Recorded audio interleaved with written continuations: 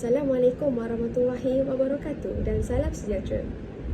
Nama saya Nur Akila binti Zahidi dari Kumpulan 6 dan memegang nombor matrik BA21110327. Pada hari ini saya ingin membentangkan mengenai pihak berkepentingan bersama Instagram. Apa yang anda tahu mengenai pihak berkepentingan? Mari sini saya kongsikan kepada anda semua maksud pihak berkepentingan. Pihak berkepentingan merupakan pihak yang terdapat dalam sesebuah organisasi perniagaan. Pihak ini juga mempunyai hubungan yang langsung dalam polisi, prosedur dan sistem sesebuah syarikat itu berlangsung. Sebagai contoh, pihak berkepentingan dalam sesebuah organisasi perniagaan adalah pelanggan, pembiaya, pesaing, pembekal, pemodal atau pelabur, kerajaan, pekerja dan masyarakat. Apakah maksud contoh pihak berkepentingan yang saya nyatakan itu tadi? Okey, mari saya nyatakan. Yang pertama, pelanggan. Pelanggan merupakan pengguna yang menggunakan media Instagram dalam apa jua situasi. Pengguna di sini adalah kita. Kita adalah sebagai pengguna yang menggunakan media Instagram. Selain itu, pembekal. Pembekal merupakan pihak yang membekalkan bahan mentah kepada para peniaga atau penjual yang berniaga di platform syarikat Instagram. Seterusnya, pembiaya. Pembiaya iaitu pihak yang membekalkan sejumlah wang kepada para peniaga dalam sesebuah perniagaan. Sebagai contohnya di sini adalah pihak bank akan menyediakan sejumlah wang kepada para peniaga untuk menjalankan perniagaan di platform Instagram. Dan yang seterusnya adalah pesaing. Pesaing merupakan perniagaan lain yang bersaing serta menjual barangan yang sama dengan kita. Pemodal atau pelabur merupakan pihak yang menyumbangkan modal dan mengharapkan pulangan daripada hasil melabur itu tadi. Selain daripada itu, kerajaan. Kerajaan merupakan pihak yang mentadbir sesebuah negara. Pihak kerajaan juga meletakkan undang-undang. Sebagai contohnya, barangan yang dijual dari luar negara akan dikenakan cukai melalui pembelian dalam platform Instagram. Pekerja.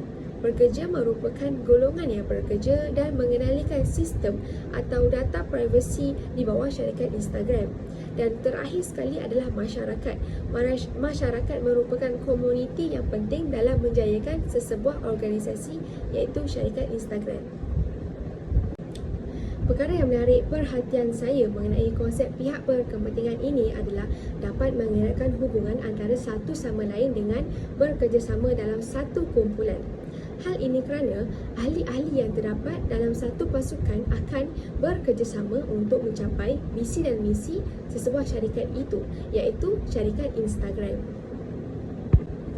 Selain itu, konsep pihak berkepentingan ini dapat membentuk tanggungjawab masing-masing dalam memikul peranan mereka tersendiri.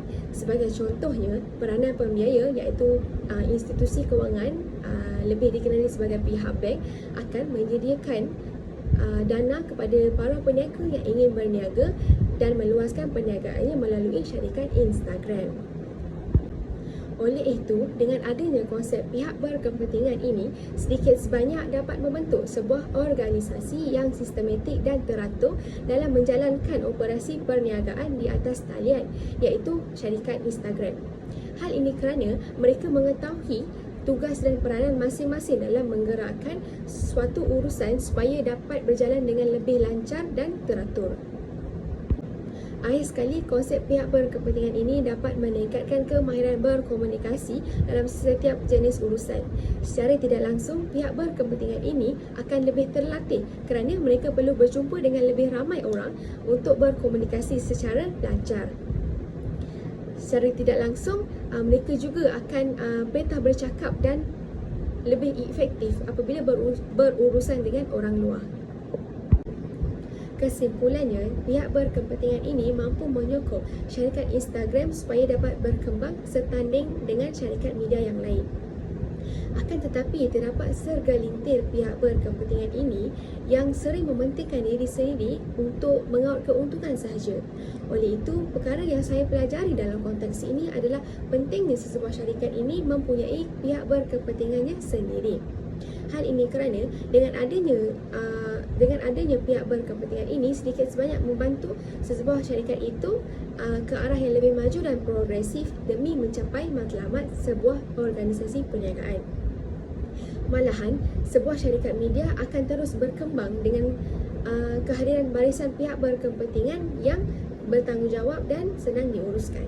Sekian, terima kasih.